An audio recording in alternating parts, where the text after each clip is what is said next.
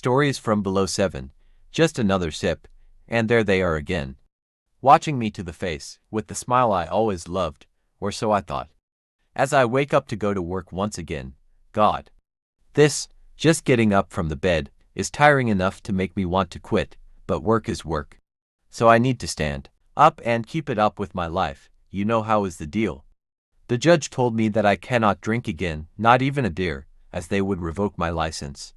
Or worst, throw me behind bars. But, being honest, it is too hard. Every day I feel the thirst crawling to my throat.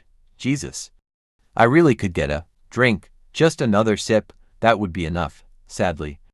It's not my day off, so I need to get moving. I cannot lose my license, nor my job.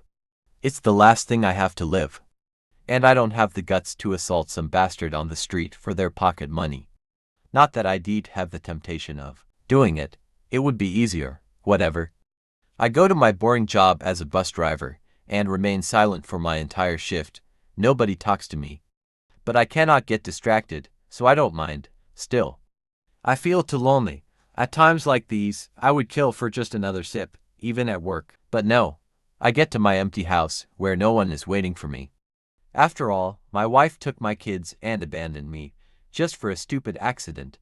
The only thing I have left is this picture I treasure the most, just next to my mother-in-law's ashes. I miss them. I really do, so I try to keep myself sober, just for an opportunity.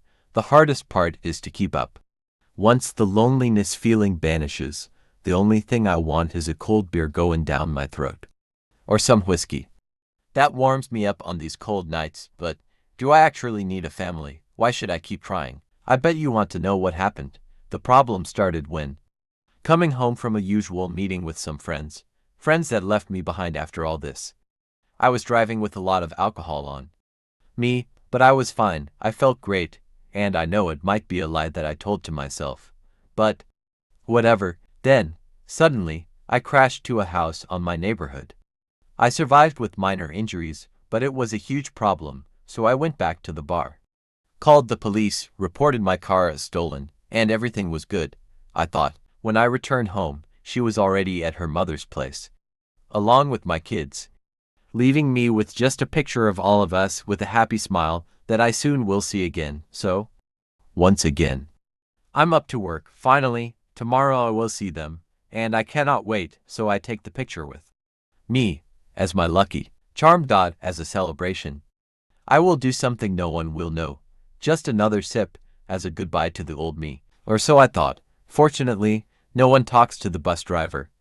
And everything went smoothly while getting my bus ready. My coworkers don't speak to the shy, secretly alcoholic, depressed bastard, and so I start my shift. It wasn't even 9 in the morning, but I started to feel bad. I want to puke, and my vision is not that good anymore. I passed a red light, I think. Then an armored truck hit us from my side. The bus stopped suddenly, as magic. Our family picture lands in front of me, and there they are. Again, watching me to the face, with the smile I always loved. Stories from below 8. Just another job. I hate when the things don't go as I planned them, because I have to go for plan B, and that is never something good to look at. And that is what is happening now. Takes around 25 more minutes than expected, but I cannot forfeit the contract. The money is already on my account. I need to set the things up. The explosives need to be on the right places, so it will be effective. Sure, I know I'm working with some people on this job for the first time in almost my entire life in the field, but you need to accept that experience teaches you how to do things. You cannot jeopardize the results. Do it yourself so you won't have excuses if it fails. Besides, they are exhausting. We just needed to get into a party, hit the target and leave. The money was already sent, and the person was nothing special, just another job. But things were wrong. The nothing special person resulted to be a billionaire with the toughest security I've ever seen. But still, even with our losing hand, he was open for us to take the chance. Still, we dragged too much attention, and one by one, my people was taken out. It will take longer to complete this job. I knew from the very start that it was better to do it on my own, but I followed the request from the contractor. Take some newbies, trainees that want to enter a world they cannot handle. But I always complete my jobs, even when it's just another job. So here I am, checking everything is in position on the hotel the target is secured.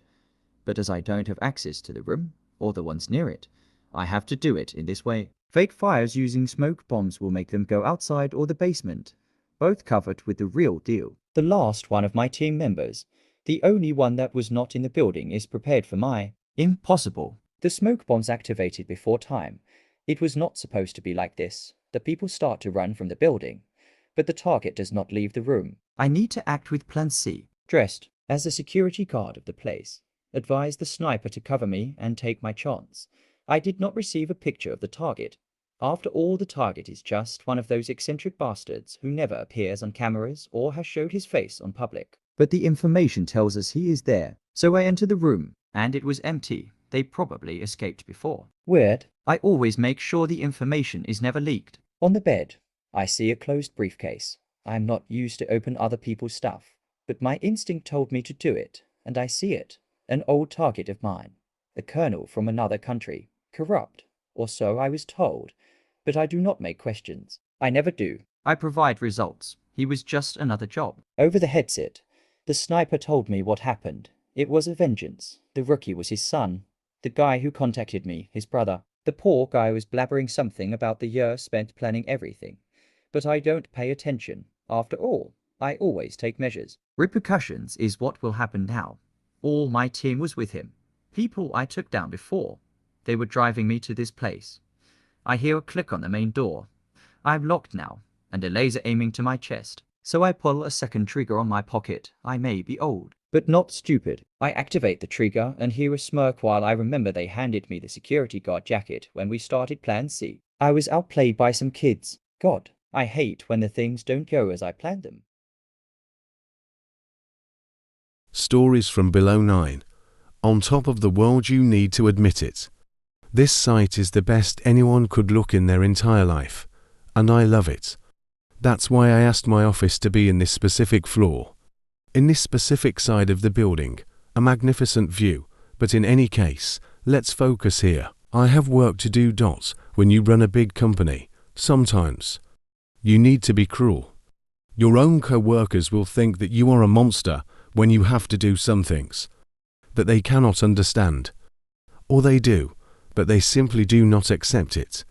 And that is what is going on here. The poor girl is looking at me with her eyes full of fear. I am sorry, but we do not require your services anymore, and is always the same. They start to beg.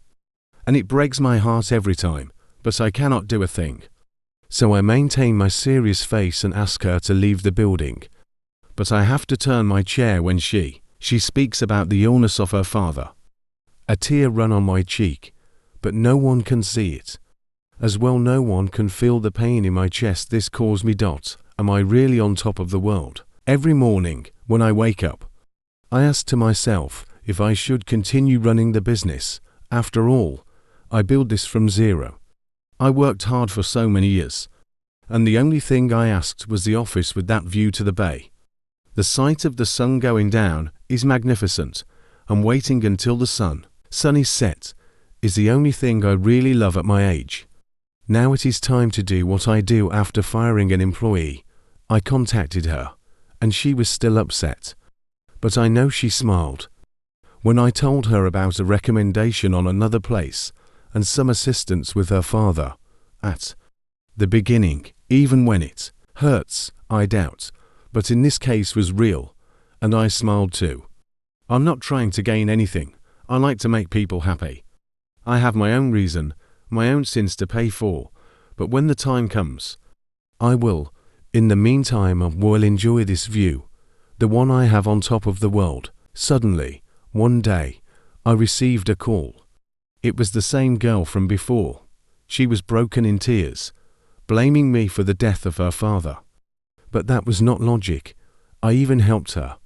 The doctor she contacted, when I gave her the incentive, tried an experimental treatment without their consent, but her father did not need an experimental treatment or another treatment. The usual was enough, but, it seems, it will be another sin of mine. The next day, the girl was in my office, next to her. The doctor tied up and shaking, and our session was extended. I always wanted to help people.